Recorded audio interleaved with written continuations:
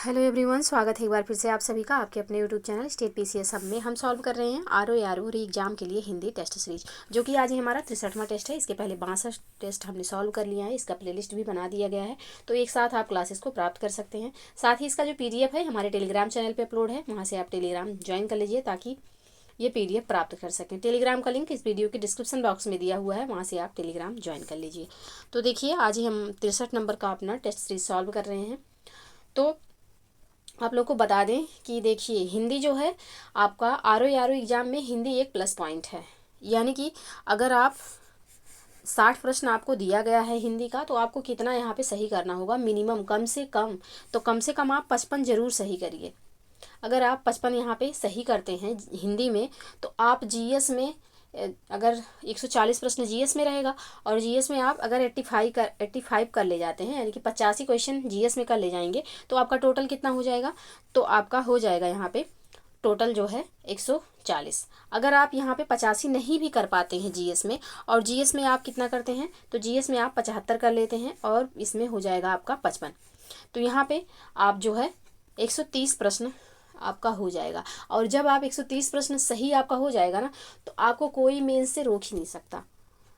और चूंकि जो है 400 सीटें हैं, 10 लाख के इर्द गिर्द फॉर्म पड़ा है, तो इसके लिए क्या करना है आपको, तो इसके लिए मेहनत करनी है। तो हिंदी को इस तरीके से तैयार करिए कि आपका मिनिमम 55 क्वेश्चन सही हो, और मैक्सिमम आप 60 तक भी कर सकते हैं। तो इतना कोशिश करिए, इतना अच्छे से तैयार कर लीजिए, क्योंकि हिंदी में बस आपको 6 टॉपिक पढ़ना है। 6 टॉपिक आपको हिंदी में कंप्लीट करना है हिंदी के। और आपको जीएस में आपको 50 से अधिक ज़्यादा से ज़्यादा टॉपिक पढ़ना है। तो इस पे जो है आप लोग फोकस करिए। हिंदी को अच्छे से अभी तैयार कर लीजिए, अभी डेट नहीं आई हुई है, क्योंकि जब डेट आ जाएगी तो आपको करंट से लेकर के रिवीजन बहुत सारा रहेगा। तो हिंदी पे अभी फोकस कर लीजिए और हिंदी को अच्छे से तैयार कर लीजिए। तो चलिए आगे बढ़ते हैं और सॉल्व करते हैं अपना ये टेस्ट सीरीज। तो यहाँ पे पहला प्रश्न है कि निम्नलिखित विकल्पों में से विशेषण शब्द नहीं है। ऊंचा, आंचलिक, औचित्य या फिर गंभीर। कौन सा इसमें विशेषण नहीं है? तो औचित्य जो है यह विशेषण नहीं है, क्योंकि औचित्य जो है यह विशेष है। इसका जो विशेषण होगा यह हो जाएगा उचित। ऊंचा जो है क्या है, तो ऊंचा जो है यह विशेषण है, और इसका जो विशेष्य होगा यह हो जाएगा ऊंचाई।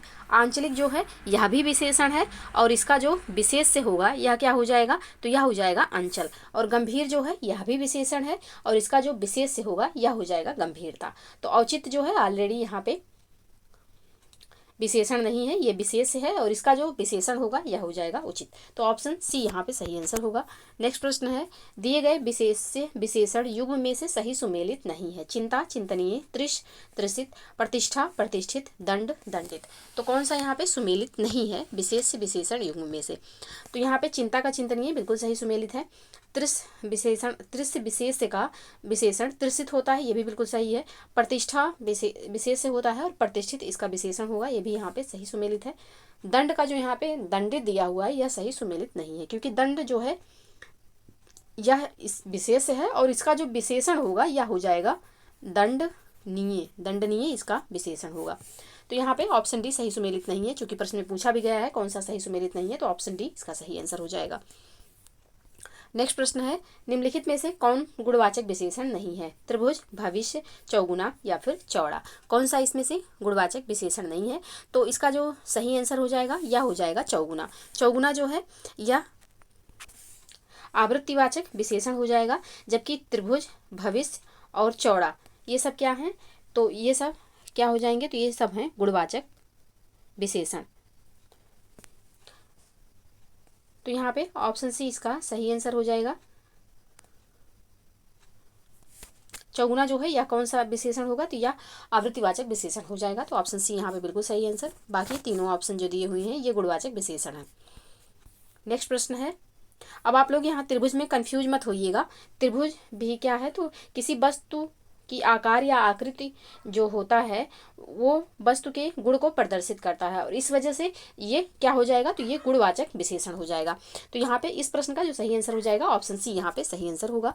नेक्स्ट प्रश्न है, पांचों पांडवों ने 12 वर्ष का अज्ञातवास पूरा किया था। उपयुक्त वाक्य में पांचों पांडव किस प्रकार का विशेषण है? गणनावाचक विशेषण, समुदायवाची विशेषण, परिमाणवाची विशेषण या फिर आवृत्तिवाची विशेषण। तो यहाँ पे इसका जो सही आंसर हो जाएगा यह हो जाएगा समुदायवाची विशेषण। ऑप्शन बी में है, ऑप्शन बी यहाँ पे बिल्कुल सही आंसर हो जाएगा।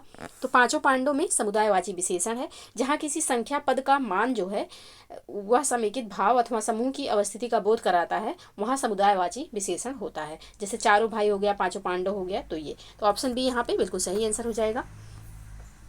नेक्स्ट प्रश्न है। नेक्स्ट प्रश्न स्टार्ट करने से पहले आप लोगों से रिक्वेस्ट है कि चैनल पे यदि नए हैं तो चैनल को प्लीज़ सब्सक्राइब कर लीजिए, साथ ही बेल आइकन को प्रेस कर लीजिए ताकि कोई भी वीडियो चैनल पे अपलोड हो तो सबसे पहले नोटिफिकेशन आपको प्राप्त हो। साथ ही वीडियो को लाइक एवं शेयर करना ना भूलिएगा, वीडियो को लास्ट तक देखिएगा और कमेंट सेक्शन में ज़रूर बताइएगा कि आपके कितने क्वेश्चन सही हो रहे हैं।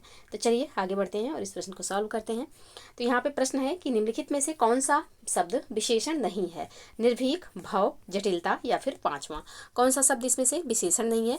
तो यहाँ पे जो भव दिया हुआ है यह शब्द विशेषण नहीं है। तो भव जो है यह यहाँ पे विशेषण नहीं है। इसका अर्थ, भव का जो अर्थ होता है यह उत्पत्ति या जन्म से होता है। बाकी निर्भीक, जटिलता और पांचवा ये तीनों क्या हो जाएंगे? तो ये तीनों यहाँ पे विशेषण हो जाएंगे। तो ऑप्शन बी यहाँ पे सही आंसर होगा। नेक्स्ट प्रश्न है, निम्नलिखित में से किस वाक्य में विशेषण का गलत प्रयोग हुआ है? यह सरकारी महिलाओं का अस्पताल है, तुम कहाँ पढ़ते हो, कविता परिश्रमी युवती है, वह लड़का फूल देकर चला गया। तो यहाँ पे कौन सा जो है किस गलत विशेषण का किस वाक्य में गलत प्रयोग हुआ है? तो यहाँ पे जो लिखा हुआ है कि यह सरकारी महिलाओं का अस्पताल है, जबकि इसका शुद्ध जो विशेषण का यूज होगा यह हो जाएगा कि यह महिलाओं का सरकारी अस्पताल है, ये इसका शुद्ध रूप होगा। तो यहाँ पे ऑप्शन ए जो है इसमें जो विशेषण का प्रयोग हुआ है गलत रूप में हुआ है, तो ऑप्शन ए इसका सही आंसर हो जाएगा। नेक्स्ट प्रश्न है, दिए गए विकल्प में कौन सा शब्द विशेष है? वर्ष, केवल, कुलीन या फिर सौर। तो यहाँ पे जो है विशेष से कौन सा शब्द है? तो वर्ष जो है यह विशेष है, इसका जो विशेषण होगा यह हो जाएगा वार्षिक। वार्षिक इसका विशेषण हो जाएगा। जबकि केवल जो है यह क्या है? तो केवल विशेषण है, इसका जो विशेष होगा यह हो जाएगा कैवल्य। और कुलीन जो है यह भी विशेषण है, इसका जो विशेष होगा यह हो जाएगा कुल। और सौर्य जो है यह भी विशेषण है, इसका जो विशेष से होगा यह हो जाएगा सूर्य। तो यहाँ पे वर्ष जो है यह विशेष है और इसका जो सही आंसर होगा ऑप्शन ए ही हो जाएगा। और वर्ष का जो विशेषण होगा यह हो जाएगा वार्षिक। बाकी ये तीनों शब्द जो है विशेषण है और इनका विशेष भी हमने पढ़ा, तो ऑप्शन ए यहाँ पे बिल्कुल सही आंसर हो जाएगा। नेक्स्ट प्रश्न है, दिए गए विशेष विशेषण युग्म में सही सुमेलित नहीं है। वेद, वैदिक, सुंदरता, सुंदर, ऐषण, ऐषणीय या फिर नगर, नागरिक। तो कौन सा यहाँ पे सही सुमेलित नहीं है? इस साइड के जितने भी शब्द हैं ये विशेष हैं और ये यहाँ पे सब विशेषण दिया हुआ है, तो कौन सा इसमें सही सुमेलित नहीं है? तो इसका जो सही आंसर हो जाएगा यह हो जाएगा ऑप्शन सी। ऐषण का जो ऐषणीय दिया हुआ है सही सुमेलित नहीं है, क्योंकि ऐषण जो है यह विशेष है और इसका जो विशेषण होगा यह हो जाएगा इष्ट, इसका विशेषण इष्ट हो जाएगा। तो यहाँ पे वेद का वैदिक बिल्कुल सही विशेष विशेषण युग्म है। सुंदरता का सुंदर भी यहाँ पे बिल्कुल सही है और नगर का नागरिक भी यहाँ पे सही सुमेलित है। ऑप्शन सी यहाँ पे सही सुमेलित नहीं है और इस प्रश्न के अकॉर्डिंग जो है यही इसका आंसर हो जाएगा। नेक्स्ट प्रश्न है, दिए गए विकल्प में विशेषण शब्द नहीं है। ऋषि, अपमानित, शास्त्रीय या फिर विशिष्ट। तो दिए गए विकल्प में जो है विशेषण शब्द कौन सा इसमें से नहीं है? तो इसका जो सही आंसर हो जाएगा यह हो जाएगा ऑप्शन ए। ऋषि जो है यह विशेषण शब्द नहीं है। ऋषि जो है यह एक विशेष शब्द है, इसका जो विशेषण हो जाएगा यह हो जाएगा आर्ष। आर्ष जो है यह सही इसका विशेषण होगा। तो अपमानित, शास्त्रीय और विशिष्ट ये सब क्या है? तो ये सब पहले से ही विशेषण है। ऋषि जो है यह विशेष है और इसका जो विशेषण होगा यह हो जाएगा आर्ष। तो ऑप्शन ए बिल्कुल सही आंसर हो जाएगा। नेक्स्ट प्रश्न है, सही विशेष विशेषण युग्म की पहचान कीजिए। त्राण, तृणीय, विधिक, विधि, विधिक, अंत, अंतिम, बुद्ध, बौद्धिक। तो यहाँ पे कौन सा जो है विशेष विशेषण युग्म सही सुमेलित है? तो इसका जो सही आंसर हो जाएगा, यहाँ पे जो अंत का अंतिम दिया हुआ है यह बिल्कुल सही सुमेलित है, तो ऑप्शन सी यहाँ पे सही आंसर हो जाएगा। बाकी जो यहाँ पे त्राण दिया हुआ है, त्राणीय, ये सही नहीं है। त्राण का जो सही विशेषण होगा यह हो जाएगा त्राता। त्राता इसका सही विशेषण होगा। विधि का जो यहाँ पे सही विशेषण होगा यह हो जाएगा वैद्य। और बुद्ध का जो यहाँ पे सही विशेषण होगा यह हो जाएगा बौद्ध। अगर यहाँ पे बुद्ध दिया होता तो इसका विशेषण बौद्धिक होता, लेकिन बुद्ध दिया हुआ है तो बुद्ध का जो सही विशेषण होगा यह हो जाएगा बौद्ध। तो यहाँ पे जो पहले से सही सुमेलित है यह है ऑप्शन सी, यही इसका आंसर हो जाएगा। नेक्स्ट प्रश्न है, निम्नलिखित में से कौन पर्यायवाची के दृष्टि से सुमेलित नहीं है? अचल, स्थावर, कुमुदनी, इंद्र कमल, उत्थान, तटस्थ, इंद्रधनुष, सप्तवर्ण। तो कौन सा यहाँ पे सही सुमेलित नहीं है? तो ऑप्शन सी में जो यहाँ पे उत्थान का तटस्थ दिया हुआ है ये सही सुमेलित नहीं है, क्योंकि उत्थान का जो पर्यायवाची होता है उत्कर्ष होगा, आरोह होगा, अभ्युदय होगा, उत्थान होगा, विकास होगा, आरोहण, प्रगति, उन्नति, तरक्की, उन्मेष इत्यादि शब्द जो हैं यह उत्थान के पर्यायवाची हैं। जबकि तटस्थ का पर्यायवाची निष्पक्ष हो जाएगा, अनमन हो जाएगा, उदासीन, उदास, विरक्त, विमुख इत्यादि हो जाएगा। तो ये दोनों एक दूसरे के पर्यायवाची नहीं है, तो ऑप्शन सी यहाँ पे बिल्कुल सही आंसर हो जाएगा।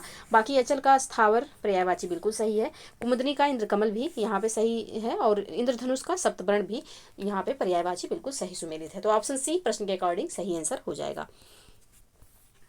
नेक्स्ट प्रश्न है, निम्नलिखित में से कौन सा एक कृषक का पर्यायवाची नहीं है? हलवाहा, काश्तकार, हलिया या फिर कल्पक।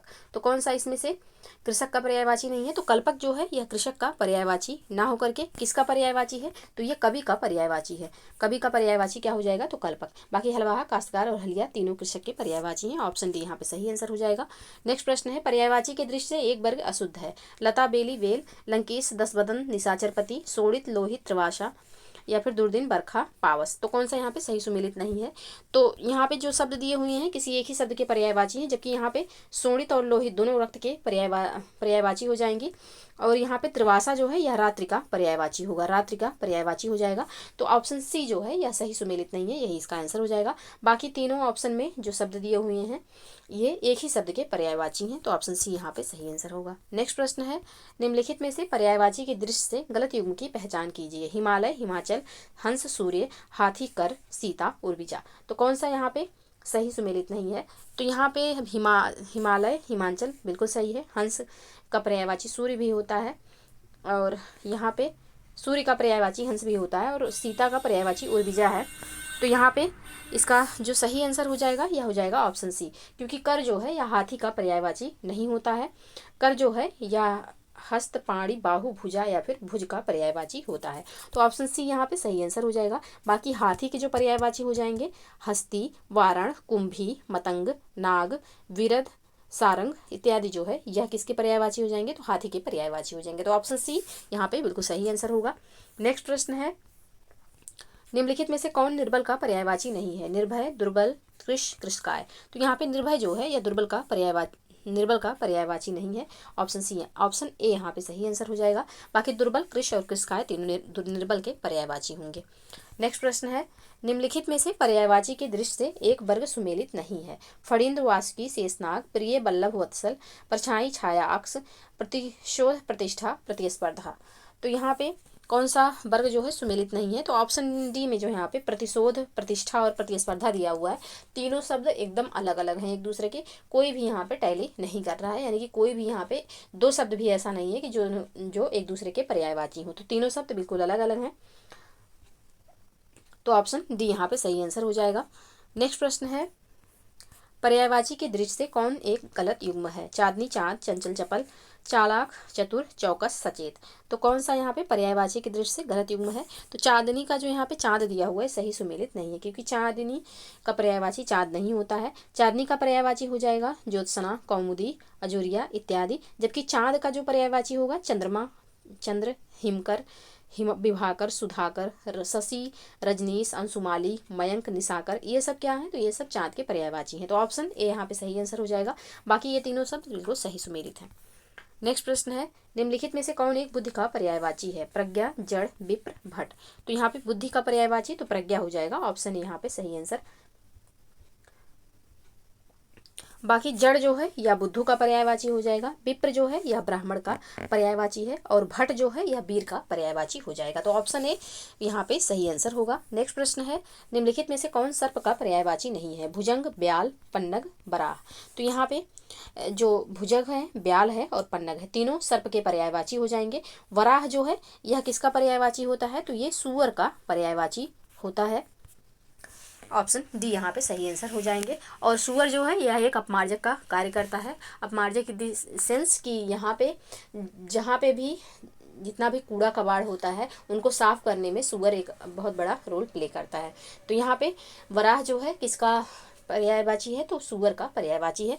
तो यहाँ पे पूछा गया है कि कौन सा सर्प का पर्यायवाची नहीं है, तो ऑप्शन डी यहाँ पे बिल्कुल सही आंसर हो जाएगा। नेक्स्ट प्रश्न है, निम्नलिखित में से कौन पूजा का पर्यायवाची है? वंद्य, उपासना, अर्चनीय, आराध्य। कौन सा यहाँ पे पूजा का पर्यायवाची है? तो इसका जो सही आंसर हो जाएगा यह हो जाएगा ऑप्शन बी, उपासना। पूजा का जो यहाँ पे पर्यायवाची है यह उपासना हो जाएगा। तो ऑप्शन बी यहाँ पे सही आंसर होगा। नेक्स्ट प्रश्न है, निम्न में से कौन सुमेलित नहीं है? एक तरफ तद्भव है, दूसरी तरफ तत्सम दिया हुआ है। अगीठी, अग्निष्ठिका, अंगरखा, अंगरक्षक, अंगूठी, अग्निष्ठिका, अंगोछा, अंग प्रोक्षा। तो कौन सा इसमें से सही सुमेलित नहीं है? तो अंगूठी का जो यहाँ पे अंगुनिष्ठिका दिया हुआ है यह सही सुमेलित नहीं है, क्योंकि अंगूठी का यहाँ पे जो सही तत्सम होगा यह हो जाएगा अंगुष्ठिका। अंगुष्ठिका इस तरीके से लिखा जाएगा। वर्तनी संबंधी त्रुटि है यहाँ पे, तो ये यहाँ पे सही सुमेलित नहीं है। ऑप्शन सी इसका सही आंसर हो जाएगा प्रश्न के अकॉर्डिंग। बाकी तीनों ऑप्शन बिल्कुल सही सुमेलित हैं। नेक्स्ट प्रश्न है, निम्न में से कौन सा शब्द तत्सम है? कोयल, केला, कुष्ठ, केकड़ा। तो यहाँ पे कुष्ठ जो है यह यहाँ पे तत्सम है, और इसका जो तद्भव होगा यह हो जाएगा कोढ़। कोयल का जो यहाँ पे तत्सम होगा कोकिल हो जाएगा। केला का तत्सम कदली हो जाएगा, और केकड़ा का तत्सम जो हो जाएगा यह हो जाएगा करकट। इस तरीके से करकट लिखा जाएगा। तो यहाँ पे ऑप्शन सी इसका सही आंसर होगा। नेक्स्ट प्रश्न है,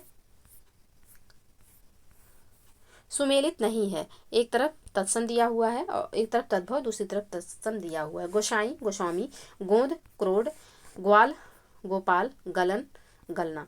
तो कौन सा यहाँ पे सही सुमेलित नहीं है? तो इसका जो सही आंसर हो जाएगा यह हो जाएगा ऑप्शन डी।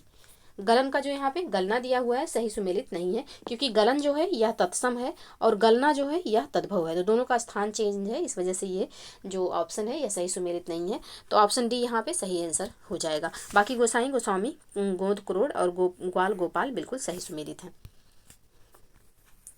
नेक्स्ट प्रश्न है, निम्न में तद्भव शब्द सही है। काश, खाज, कौर, खान। तो यहाँ पे कौन सा तद्भव शब्द है पूछा गया है? तो यहाँ पे काश जो है यहाँ पे ये सही नहीं होना चाहिए था। कौन सा तद्भव शब्द नहीं है ये होना चाहिए था। यहाँ पे कौन सा तद्भव शब्द नहीं है? तो यहाँ पे काश जो है यह तत्सम शब्द है, यह तद्भव शब्द नहीं है। बाकी खाज जो है यह तद्भव शब्द है, और इसका जो तत्सम होगा खरजू हो जाएगा। बाकी कौर जो है यह तद्भव शब्द है, इसका जो तत्सम होगा यह हो जाएगा कवल। और खान जो है यह भी तद्भव शब्द है, इसका जो तत्सम होगा यह हो जाएगा खनी। तो यहाँ पे ऑप्शन ए काश जो है पहले से ही यहाँ पे तत्सम है, और इसका जो तद्भव होगा यह क्या हो जाएगा? तो यह हो जाएगा खांसी। तो ऑप्शन ए प्रश्न के अकॉर्डिंग सही आंसर। नेक्स्ट प्रश्न है, निम्न में तत्सम शब्द नहीं है। युक्त, जंघा, चैत, चक्र। युक्त, जंघा, चैत और चक्र, इनमें से कौन सा शब्द ऐसा है जो कि तत्सम नहीं है? तो चैत जो है यह तत्सम नहीं है, यह तद्भव है, और इसका जो तत्सम होगा यह हो जाएगा चैत्र। चैत्र हो जाएगा इसका सही तत्सम। बाकी युक्त जो है यह क्या है? तो युक्त जो है यह तत्सम है, और इसका जो तद्भव होगा यह हो जाएगा जुगत। और यहाँ पे जंघा जो है यह भी तत्सम है, इसका जो तद्भव होगा यह हो जाएगा जांघ। और चक्र जो है यह भी यहाँ पे तत्सम है, और इसका जो तद्भव होगा यह हो जाएगा चक्का। तो ऑप्शन सी यहाँ पे प्रश्न के अकॉर्डिंग सही आंसर हो जाएगा। नेक्स्ट प्रश्न है, सुमेलित है। तो एक तरफ तद्भव है, दूसरी तरफ तत्सम दिया हुआ है। झरना, झरझर, टंकसाला, टंकसाल, झीना, जीर्ण, ढीला, शिथिल। तो कौन सा यहाँ पे सही सुमेलित है पूछा गया है? तो ढीला का जो शिथिल दिया हुआ है यह यहाँ पे सही सुमेलित है। तो ऑप्शन डी यहाँ पे सही आंसर हो जाएगा। बाकी झरना का झरझर नहीं होगा, निर्झर हो जाएगा, निर्झर।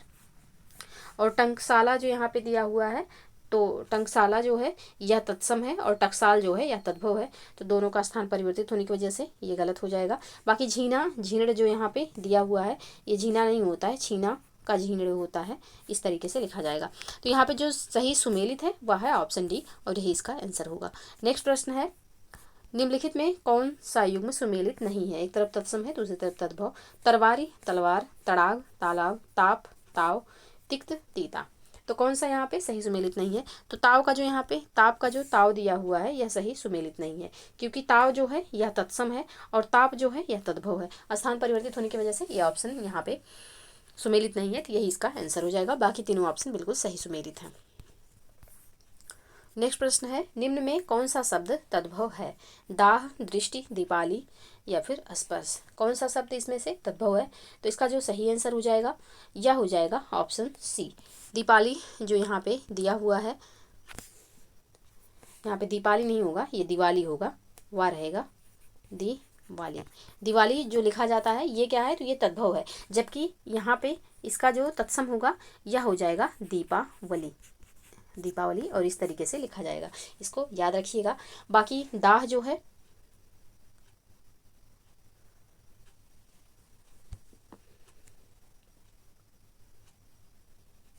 तो ऑप्शन सी यहाँ पे सही आंसर हो जाएगा।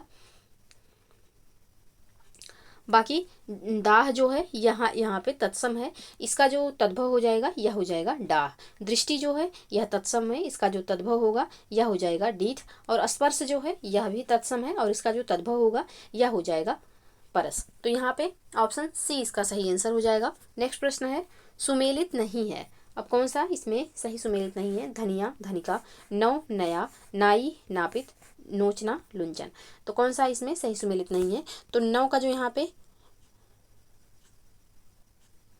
नया दिया हुआ है यह सही सुमेलित नहीं है, क्योंकि नौ जो है यह तत्सम है और नया जो है यह तद्भव है। इस साइड यहाँ पे तत्सम दिया हुआ है और इस साइड दिया हुआ है तद्भव, और इन दोनों का जो है स्थान परिवर्तित होने की वजह से ऑप्शन बी यहाँ पे सही सुमेलित नहीं होगा। तो ऑप्शन बी यहाँ पे सही आंसर हो जाएगा, क्योंकि नव जो है यह क्या है? तो ये तत्सम है और नया जो है यह तद्भव है। तो ऑप्शन बी यहाँ पे सही आंसर होगा।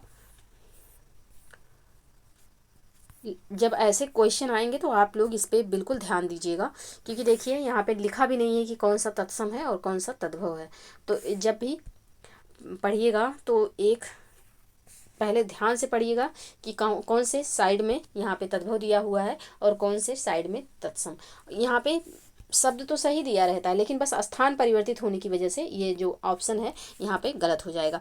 तो चूंकि पूछा भी गया है कौन सा सुमेलित नहीं है, तो ऑप्शन बी यहाँ पे सही आंसर हो जाएगा। ऐसे इस टाइप के जो प्रश्न आए उनको ध्यान से देख करके तभी सॉल्व करिएगा। तो ऑप्शन बी यहाँ पे सही आंसर हो जाएगा। नेक्स्ट प्रश्न है, निम्न में तत्सम शब्द कौन सा है? स्वप्न, समझ, लौंग या फिर मीठा। तो यहाँ पे तत्सम शब्द कौन सा है?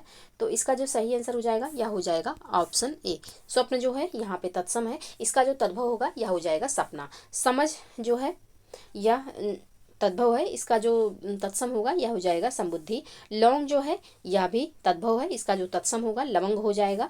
और मीठा जो है यह भी तद्भव है, इसका जो तत्सम होगा यह हो जाएगा मिष्ट। तो ऑप्शन ए यहाँ पे सही आंसर होगा। नेक्स्ट प्रश्न है, प्राचीन शब्द का विलोम निम्नलिखित में से कौन सा है? पुराना, पुरातन, अर्वाचीन या फिर मध्यकालीन। तो प्राचीन का विलोम क्या हो जाएगा? तो प्राचीन का यहाँ पे विलोम हो जाएगा अर्वाचीन। ऑप्शन सी में है, ऑप्शन सी यहाँ पे सही आंसर हो जाएगा। पुरातन और पुराना, और साथ ही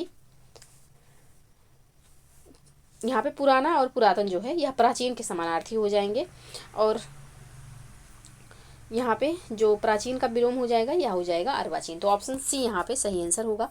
नेक्स्ट प्रश्न है, आगामी का सही विलोम शब्द निम्न में से कौन सा है? दूरगामी, पश्चगामी, विगत या फिर पिछला। तो आगामी का जो यहाँ पे सही विलोम हो जाएगा यह हो जाएगा विगत। तो ऑप्शन सी में है, ऑप्शन सी यहाँ पे सही आंसर होगा। नेक्स्ट प्रश्न है, श्री गणेश का विलोम शब्द निम्न में से कौन सा है? आरंभ, इतिश्री, अथ या फिर आराध्य। तो यहाँ पे श्री गणेश का जो सही विलोम हो जाएगा यह हो जाएगा इतिश्री। ऑप्शन बी में है, ऑप्शन बी यहाँ पे सही आंसर हो जाएगा।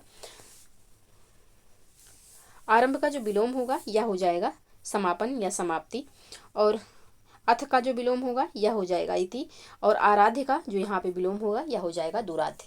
तो यहाँ पे ऑप्शन बी इसका सही आंसर होगा। नेक्स्ट प्रश्न है, उष्ण का विलोम शब्द निम्न में से कौन सा है? आर्द्र, शीतल, शुष्क या फिर बंजर। तो उष्ण का यहाँ पे जो सही विलोम हो जाएगा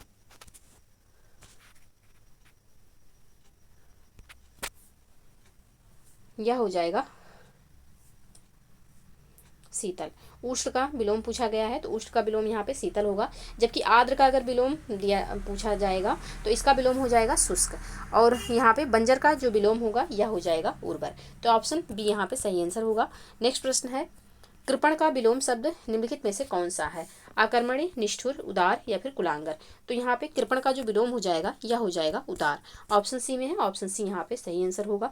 बाकी आकर्मण्य का जो विलोम होगा यह हो जाएगा कर्मण्य। निष्ठुर का जो यहाँ पे सही विलोम होगा यह हो जाएगा करुण, और कुलांगर का जो विलोम होगा यह हो जाएगा कुलदीपक। तो ऑप्शन सी यहाँ पे सही आंसर होगा। नेक्स्ट प्रश्न है, विलोम शब्द की दृष्टि से निम्न में से कौन सा युग्म सुमेलित नहीं है? अल्पज्ञ, बहुज्ञ, अघी, निरघ, अमीय, हलाहल या फिर अनादृत, निरादृत। तो कौन सा विलोम युग्म यहाँ पे सुमेलित नहीं है? तो अनादृत का जो यहाँ पे निरादृत दिया हुआ है यह यहाँ पे सही सुमेलित नहीं है, क्योंकि अनादृत और निरादृत दोनों समानार्थी शब्द हैं, जिसका विलोम शब्द आदृत होता है। दोनों ये समानार्थी हैं, इनका जो विलोम हो जाएगा यह हो जाएगा आदृत। तो ऑप्शन डी यहाँ पे सही आंसर होगा। बाकी ये तीनों ऑप्शन बिल्कुल सही सुमेलित हैं, तो ऑप्शन डी सही आंसर। नेक्स्ट प्रश्न है, निम्न में से कौन सा विलोम युग्म शब्द की दृष्टि से सुमेलित नहीं है? तृषा, तृप्ति, जंगम, स्थावर, आग्रह, विग्रह, राग, द्वेष। तो कौन सा इसमें सही सुमेलित नहीं है? तो आग्रह का जो यहाँ पे विग्रह दिया हुआ है सही सुमेलित नहीं है, क्योंकि आग्रह का जो सही विलोम हो जाएगा यह हो जाएगा दुराग्रह। दुराग्रह हो जाएगा इसका सही विलोम शब्द। तो ऑप्शन सी यहाँ पे सही सुमेलित नहीं है। बाकी तीनों ऑप्शन बिल्कुल सही सुमेलित है, तो ऑप्शन सी इसका सही आंसर हो जाएगा प्रश्न के अकॉर्डिंग। नेक्स्ट प्रश्न है, प्रभावी शब्द का विलोम निम्नलिखित में से कौन सा नहीं है? अप्रभावी, निष्प्रभावी, प्रभाव शून्य या फिर पौरस्त्य। तो प्रभावी का विलोम इसमें से कौन सा नहीं होगा? तो पौरस्त्य जो है यह प्रभावी का विलोम ना होकर के यह पाश्चात्य का विलोम होगा। तो ऑप्शन डी यहाँ पे सही आंसर हो जाएगा। बाकी अप्रभावी, निष्प्रभावी और प्रभाव शून्य प्रभावी के ही विलोम होंगे, तो ऑप्शन डी सही आंसर। नेक्स्ट प्रश्न है, तेजस्वी का विलोम शब्द निम्नलिखित में से कौन सा है? मंद, धीमा, तेज या फिर निस्तेज। तो तेजस्वी का जो सही विलोम हो जाएगा यह हो जाएगा निस्तेज। ऑप्शन डी में है, ऑप्शन डी यहाँ पे सही आंसर हो जाएगा।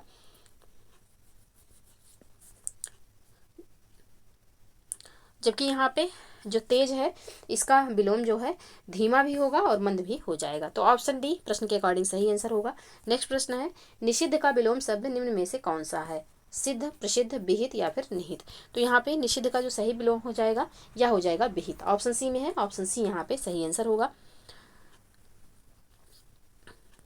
बाकी सिद्ध का जो विलोम होगा असिद्ध हो जाएगा, और प्रसिद्ध यहाँ पे प्रसिद्ध का जो विलोम होगा यह हो जाएगा अप्रसिद्ध। ऑप्शन सी यहाँ पे सही आंसर होगा। नेक्स्ट प्रश्न है, निम्नलिखित में से शुद्ध वर्तनी वाले शब्द की पहचान कीजिए। छिद्रान्वेषी, कवित्री, सहस्त्र या फिर शिक्षणेतर। तो इसका जो सही आंसर हो जाएगा यह हो जाएगा ऑप्शन डी शिक्षणेतर। शिक्षणेतर जो है यह सही लिखा हुआ है, जबकि छिद्रान्वेषी इस तरीके से लिखा जाएगा, छिद्रान्वेषी ये ऐसे लिखा जाएगा, और कवित्री जो है यह इस तरीके से लिखा जाएगा, और सहस्त्र जो है तो ये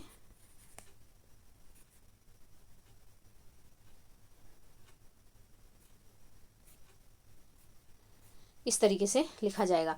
तो यहाँ पे जो शब्द पहले से ही शुद्ध रूप में लिखा हुआ है यह है ऑप्शन डी, और ऑप्शन डी इसका सही आंसर हो जाएगा। बाकी की जो अशुद्ध वर्तनियाँ थी उनका शुद्ध रूप भी हमने देखा। नेक्स्ट प्रश्न है, निम्नलिखित में से किस शब्द की वर्तनी अशुद्ध है? षष्ठम, अंतःतलीय, गरिष्ठ, अनुसरण। किसकी वर्तनी अशुद्ध है? तो यहाँ पे जो षष्ठम लिखा हुआ है इसकी वर्तनी यहाँ पे अशुद्ध है, क्योंकि ये षष्ठम नहीं होता है, षष्ठ होता है, षष्ठ इस तरीके से लिखा जाएगा।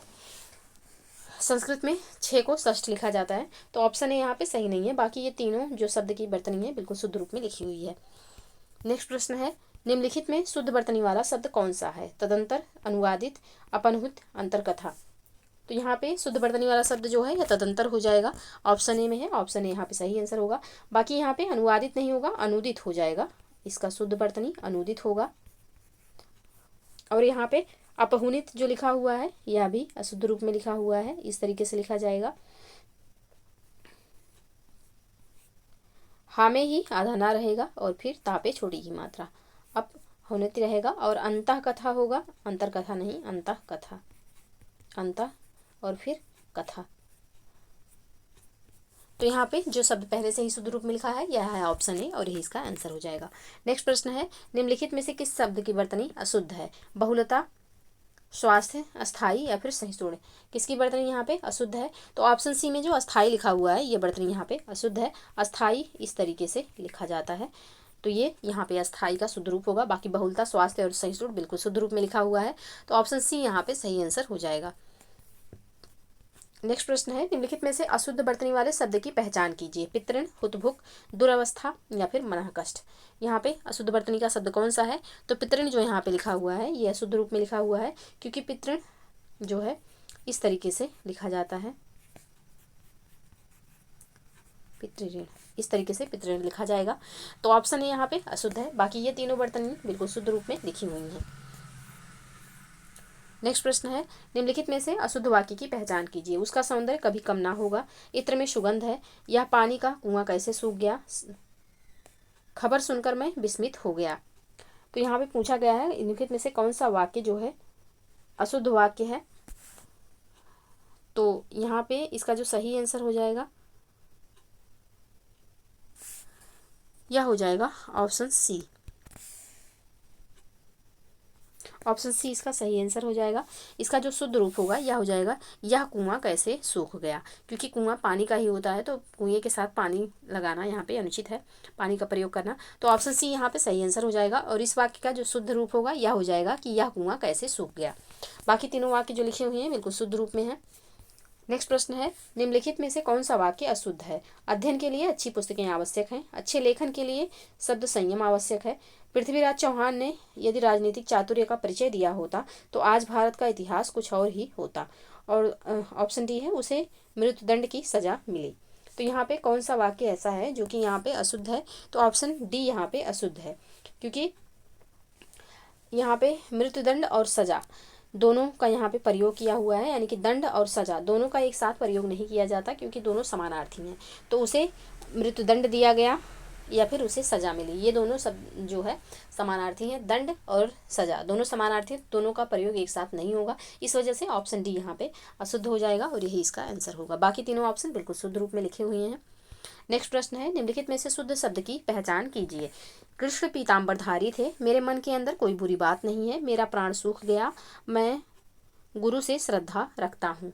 तो यहाँ पे कौन सा वाक्य शुद्ध है? तो कृष्ण पीताम्बरधारी थे, ये वाक्य यहाँ पे बिल्कुल शुद्ध रूप में लिखा हुआ है। बाकी यहाँ पे जो दिया हुआ है ऑप्शन बी में कि मेरे मन के अंदर कोई बुरी बात नहीं है, तो मन के अंदर, मन हमेशा अंदर ही होता है, तो मन के साथ अंदर लगाने की कोई ज़रूरत नहीं है। तो इसका जो शुद्ध रूप होगा यह हो जाएगा कि मेरे मन में कोई बुरी बात नहीं है। दूसरा ऑप्शन जो ऑप्शन यहाँ पे सी है कि मेरा प्राण सूख गया, तो प्राण जो है यह हमेशा बहुवचन में प्रयोग होता है, तो क्रिया भी जो आएगी बहुवचन में ही आएगी। तो यहाँ पे मेरा प्राण सूख गया के स्थान पर शुद्ध वाक्य जो होगा यह हो जाएगा कि मेरे प्राण सूख गए, मेरे प्राण सूख गए, इसका शुद्ध रूप होगा। और ऑप्शन डी में जो है कि मैं गुरु से श्रद्धा रखता हूँ, इसका जो शुद्ध वाक्य होगा यह हो जाएगा कि गुरु में मेरी श्रद्धा है। तो यहाँ पे ऑप्शन ए इसका सही आंसर हो जाएगा, जो कि शुद्ध रूप में है। बाकी तीनों जो वाक्य हैं इनका भी शुद्ध रूप हमने देखा, तो ऑप्शन ए बिल्कुल सही आंसर। नेक्स्ट प्रश्न है, निम्नलिखित में से कौन सा वाक्य अशुद्ध है। उसकी आंखों से आंसू बह रहे थे, लड़का शहर से अपने गाँव चला गया, बाल्टी के अंदर पानी है, खेत में क्या बोया है। तो यहाँ पे कौन सा वाक्य अशुद्ध है? तो इसका जो सही आंसर हो जाएगा यह हो जाएगा कि बाल्टी के अंदर पानी है। ऑप्शन सी यहाँ पे सही आंसर हो जाएगा। जब कोई भी चीज़ बाल्टी में रखी जाती है तो वो अंदर ही उसके होती है, बाहर नहीं रखी जाती, तो उसके साथ अंदर लगाने की कोई आवश्यकता नहीं है। इसका जो शुद्ध रूप हो जाएगा यह हो जाएगा कि बाल्टी में पानी है और बाल्टी के अंदर पानी है, ये वाक्य यहाँ पे अशुद्ध हो जाएगा। तो ऑप्शन सी इसका आंसर होगा। बाकी तीनों वाक्य जो यहाँ पे लिखे हुए हैं बिल्कुल शुद्ध रूप में लिखे हुए हैं। नेक्स्ट प्रश्न है, निम्नलिखित में से कौन सा वाक्य अशुद्ध है। उसने कहा कि मैं 4 भाई हूँ, बुराई सुनते सुनते मेरे कान पक गए, प्रयाग विश्वविद्यालय ने नेहरू जी को उपाधि प्रदान की, समाज व्यक्तियों से बनता है। तो यहाँ पे कौन सा वाक्य जो है यह अशुद्ध है। तो ऑप्शन ए यहाँ पे जो वाक्य दिया हुआ है ये वाक्य यहाँ पे अशुद्ध है और इसका जो शुद्ध रूप होगा यह हो जाएगा कि उसने कहा कि हम 4 भाई हैं। उसने कहा कि हम 4 भाई हैं, ये वाक्य यहाँ पे शुद्ध रूप में होगा। बाकी ये तीनों वाक्य पहले से ही बिल्कुल शुद्ध रूप में लिखे हुए हैं, तो ऑप्शन ए यहाँ पे सही आंसर हो जाएगा। नेक्स्ट प्रश्न है, कुबेर की नगरी के लिए एक शब्द, अमरावती, अलकापुरी, आदित्य का या फिर आशक्ति। तो कुबेर की नगरी के लिए जो एक वाक्य हो जाएगा यह हो जाएगा अलकापुरी। सॉरी, कुबेर की नगरी के लिए जो एक शब्द हो जाएगा यह हो जाएगा अलकापुरी। तो ऑप्शन बी यहाँ पे सही आंसर हो जाएगा। बाकी अमरावती किसकी नगरी को कहते हैं? तो इंद्र की पुरी को जो है अमरावती कहते हैं। अधित्यका तो पर्वत के ऊपर की समभूमि को अधित्यका कहते हैं और मोहजनित प्रेम को आसक्ति कहा जाता है। तो ऑप्शन बी यहाँ पे सही आंसर हो जाएगा। नेक्स्ट प्रश्न है, जो ऋण ले उसके लिए एक शब्द है, अधर्मण, दंडयमान, दंशित या फिर निरूपत। तो जो ऋण ले उसे क्या कहते हैं, तो उसे अधर्मण कहते हैं। ऑप्शन ए यहाँ पे सही आंसर हो जाएगा। दंडयमान तो जो डंडे की भांति सीधा खड़ा हो उसे क्या कहते हैं, दंडयमान कहेंगे। दंशित तो दांत से काटा हुआ दंशित कहलाता है। निरूपत तो मांस न खाने वाला निरूपत कहलाता है। तो ऑप्शन ए यहाँ पे प्रश्न के अकॉर्डिंग सही आंसर हो जाएगा। नेक्स्ट प्रश्न है,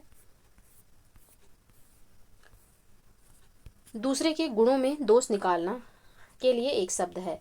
तो दूसरे के गुणों में दोष निकालना, अनुलाप, असूया, अभ्याख्यान या फिर आमेडित। तो इसके लिए जो एक सही शब्द हो जाएगा यह हो जाएगा असूया। दूसरे के गुणों में दोष निकालना असूया कहलाता है, जबकि बार बार बोलना अनुलाप और झूठा मुकदमा क्या कहलाता है, तो अभ्याख्यान कहलाता है, और 2 या 3 बार कहना आमेडित कहलाता है। तो यहाँ पे ऑप्शन बी इसका सही आंसर हो जाएगा। नेक्स्ट प्रश्न है, माँ बहन संबंधी गाली के लिए उपयुक्त एक शब्द होगा, अछारणा, अवाच्य, अत्तिका या फिर पांडुलिपि। तो इसका जो सही आंसर हो जाएगा यह हो जाएगा अछारणा। अछारणा जो है यह माँ बहन संबंधी गाली के लिए एक शब्द हो जाएगा। बाकी उवाच्य, अवाच्य जो हो जाएगा ना कहने योग्य वचन जो है अवाच्य होगा। अत्तिका जो है नाटक में बड़ी बहन का रोल करने वाली जो नायिका होती है उसे अत्तिका कहा जाता है। और पांडुलिपि तो हाथ से लिखी पुस्तक या मसौदा क्या कहलाती है, तो पांडुलिपि कहलाती है। तो ऑप्शन है यहाँ पे प्रश्न के अकॉर्डिंग सही आंसर हो जाएगा। नेक्स्ट प्रश्न है, आकाश से तारे का टूटना के लिए एक शब्द होगा, उपप्लव, ऊष्मज, उचावा या फिर उत्क्रांत। तो आकाश से तारे का टूटना इसके लिए जो एक शब्द होगा यह हो जाएगा उपप्लव। ऑप्शन में ए में है, ऑप्शन ए यहाँ पे सही आंसर होगा। बाकी उष्मज तो गर्मी से उत्पन्न होने वाले के लिए एक शब्द उष्मज हो जाएगा। उचावा स्वप्न में भगझक करना यह क्या कहलाता है, तो यह उचावा कहलाता है। और उभरा या लांधा हुआ क्या कहलाता है, तो उत्क्रांत कहलाता है। तो यहाँ पे ऑप्शन ए इसका सही आंसर हो जाएगा। नेक्स्ट प्रश्न है, जो बर्तन बेचने का काम करे उसके लिए एक शब्द होगा, उपदिशा, बहुरूपिया, कशेरा या फिर प्रतिलिपि। तो जो बर्तन बेचने का काम करता है उसे क्या कहते हैं, तो उसे आम बोलचाल की भाषा में ठठेरा भी कहा जाता है। सॉरी, जो बर्तन बनाते हैं उन्हें क्या कहा जाता है, तो उन्हें ठठेरा कहा जाता है। जबकि जो बर्तन बेचने का काम करते हैं उन्हें क्या कहते हैं, तो उन्हें कशेरा कहा जाता है। ऑप्शन सी यहाँ पे सही आंसर हो जाएगा। बाकी उपदिशा तो 2 दिशाओं के बीच की दिशा को क्या कहते हैं, उपदिशा कहते हैं। बहुरूपिया तो जो तरह तरह के रूप बना सके उसे बहुरूपिया कहेंगे। और लेख की नकल जो होती है उसे क्या कहते हैं, तो उसे प्रतिलिपि कहा जाता है। तो ऑप्शन सी यहाँ पे सही आंसर हो जाएगा। नेक्स्ट प्रश्न है, कोई घटना या वस्तु जो बहुत दिनों से भूली हुई हो उसके लिए एक शब्द क्या हो जाएगा, चिरस्थायी, चिरस्मरणीय, चिरसंगी या फिर चिर विस्मृत। तो इसके लिए जो एक सही शब्द हो जाएगा यह हो जाएगा चिर विस्मृत। बाकी चिरस्थायी तो बहुत दिनों तक एक ही स्थान पर रहने वाला, इसके लिए क्या हो जाएगा, तो चिरस्थायी हो जाएगा। चिरस्मरणीय तो बहुत दिनों तक स्मरण रखने योग्य चिरस्मरणीय हो जाएगा। चिरसंगी तो सदा साथ रहने वाला जो है चिरसंगी कहलाएगा। तो जो कोई घटना या वस्तु जो बहुत दिनों से भूली हुई हो उसके लिए एक शब्द हो जाएगा चिर विस्मृत। ऑप्शन डी में, ऑप्शन डी यहाँ पे सही आंसर होगा। नेक्स्ट प्रश्न है, किए हुए उपकार को मानने वाला के लिए एक शब्द है, कृतज्ञ, कृतघ्न, कृतार्थ या फिर कृत्रिम। तो किए हुए उपकार को मानने वाला के लिए जो एक शब्द हो जाएगा यह हो जाएगा कृतज्ञ। ऑप्शन ए में है, ऑप्शन ए यहाँ पे सही आंसर होगा। बाकी किए हुए उपकार को भूल जाने वाले के लिए एक शब्द हो जाएगा कृतज्ञ। और जो अपना उद्देश्य सिद्ध होने पर संतुष्ट हो उसे क्या कहेंगे, तो उसे कृत्रिम कहेंगे। और कृतार्थ कहेंगे। और जो प्राकृतिक ना हो उसे क्या कहेंगे, तो उसे कृत्रिम कहेंगे। तो यहाँ पे ऑप्शन ए इसका सही आंसर हो जाएगा। नेक्स्ट प्रश्न है, जिसके सिर पर बाल झड़ गए हों के लिए एक शब्द है, खलवाट, गंजा, आकृष्ट या फिर गलितांग। तो इसके लिए जो एक शब्द हो जाएगा यह हो जाएगा गंजा। जिसके सिर पर बाल झड़ गए हों उसके लिए एक शब्द गंजा हो जाएगा। ऑप्शन बी यहाँ पे सही आंसर है। जिसके सर पर बाल ही ना हो उसके लिए खलवाट शब्द यूज होगा। और आकृष्ट तो जो जोता बोया ना गया हो उसके लिए एक शब्द हो जाएगा आकृष्ट। और गलितांग तो जिसके अंग प्रत्यंग गल गए हों उसे गलितांग कहेंगे। ऑप्शन बी प्रश्न के अकॉर्डिंग सही आंसर हो जाएगा। नेक्स्ट प्रश्न है, वह फूल जो पूरा ना खिला हो के लिए एक शब्द, मुकुल, मुकुलित, निमीलित या फिर कली। तो वह फूल जो ना खिला हो उसके लिए यहाँ पे पूरा ना खिला हो उसके लिए जो यहाँ पे एक शब्द हो जाएगा यह हो जाएगा मुकुलित। ऑप्शन बी यहाँ पे सही आंसर हो जाएगा। बाकी वह फूल जो पूरा खिलने जा रहा हो उसके लिए एक शब्द हो जाएगा मुकुल, और वह फूल जो पूरा ना खिला हो उसके लिए जो एक शब्द हो जाएगा यह हो जाएगा मुकुलित। तो ऑप्शन बी यहाँ पे सही आंसर होगा। तो ये रहे 60 प्रश्न जिनको हमने सॉल्व कर लिया। और आप लोगों को बता दें कि ये टेलीग्राम पे हमारा एक क्विज सीरीज चल रहा है जिसमें हम घटनाचक्र पूर्वावलोकन को सॉल्व कर रहे हैं, और वहाँ पे 60 प्रश्न डेली हम क्विज के थ्रू सॉल्व करते हैं। तो आप लोग यदि जुड़ना चाहें तो इस वीडियो के डिस्क्रिप्शन बॉक्स में हमने टेलीग्राम लिंक दिया हुआ है, वहाँ से आप टेलीग्राम ज्वाइन कर लीजिए, ताकि उस ग्रुप में भी यदि आप जुड़ना चाहें मात्र 49 रुपये में उसमें एंट्री फीस है। और जब तक वो मतलब घटनाचक्र पूर्वावलोकन पूरा अच्छी तरीके से सॉल्व नहीं हो जाता तब तक उसमें क्विज अपलोड की जाएगी। तो आज के लिए ये रहा टेस्ट सीरीज जिनको हमने सॉल्व किया। आई होप कि आप लोगों को टेस्ट सीरीज अच्छी लगी हो, टेस्ट सीरीज समझ में आई हो, अच्छी लगी हो, और आपको सॉल्व करने में अच्छा लग रहा हो, पेपर के दृष्टिकोण से भी आपको यूजफुल लग रहा हो। तो प्लीज़ कमेंट सेक्शन में कमेंट जरूर करिएगा, और साथ ही इतना ज़रूर बताइएगा कि आपके कितने क्वेश्चन सही हो रहे हैं। तो मिलते हैं नेक्स्ट क्लास में, तब तक के लिए आप लोग पढ़ते रहिए, स्वस्थ रहिए। जय हिंद, जय भारत।